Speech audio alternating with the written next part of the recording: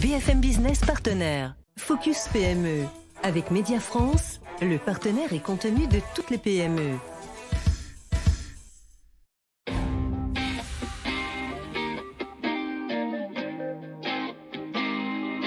BFM Business. Focus PME. Vincent Touraine.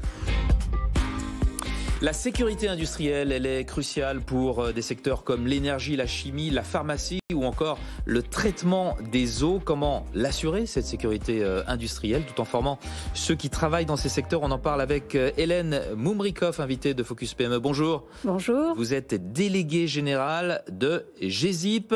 Un mot de présentation justement de GESIP pour commencer. Qu'est-ce que cela recoupe? Qu'est-ce que cela représente? Alors déjà, GESIP a vu le jour en 1953. Nous œuvrons dans le domaine de la maîtrise des risques, que ce soit risques chimiques, incendies, explosions, et dans la gestion de crise.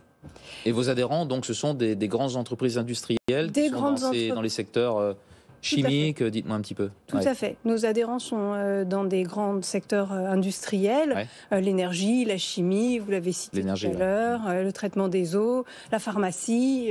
On couvre vraiment beaucoup d'industries puisqu'on a plus de 60 adhérents dans des domaines assez divers. Et quelles sont vos missions? Alors, notre vocation, c'est d'améliorer la performance sécurité des industries et des sociétés de la logistique. Et pour ça, on essaye de promouvoir une culture HSE forte. HSE, qu'est-ce que c'est? Hygiène, sécurité, environnement. Vous voyez, c'est simple à expliquer. Voilà, c'est simple à expliquer. Ça se comprend tout de suite. Effectivement. Pour ça, on essaye toujours d'analyser les tendances et d'identifier les nouvelles problématiques émergentes au niveau des industries pour faire travailler, réunir des experts, les meilleurs experts français autour de ces sujets-là. Ça nous permet de publier des guides techniques ou des guides méthodologiques qui serviront aux exploitants des sites industriels comme base, d'une part, bien évidemment, pour respecter les directives gouvernementales, mais surtout pour assurer la sécurité de leurs équipes et des installations. Première mission. Deuxième mission. Alors, on va utiliser ces guides pour travailler ensuite à développer des formations.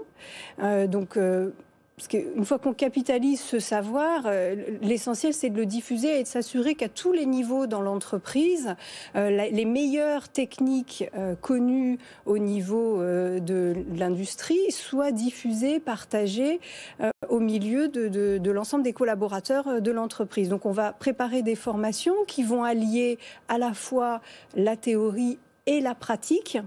Donc la théorie basée toujours sur nos guides méthodologiques, et puis la pratique avec nos centres de formation.